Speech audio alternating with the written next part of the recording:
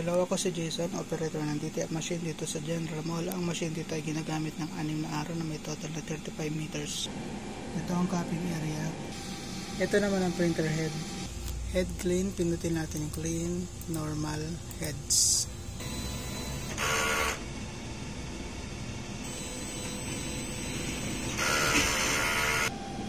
Rubber wiper, punasan natin lagi pagkatapos mag-head clean.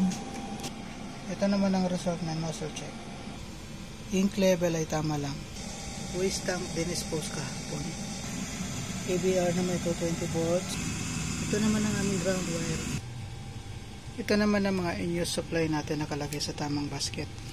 Unused ink nakalagay din sa basket. Unused powder, kuyi cleaning solution. Mga DTF film natin. Nakagamit tayo sa magenta.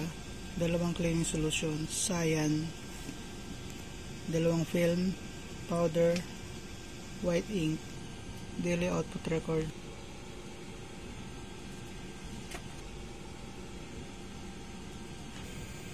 Monthly checklist maintenance, weekly checklist maintenance. Yan lang po, salamat.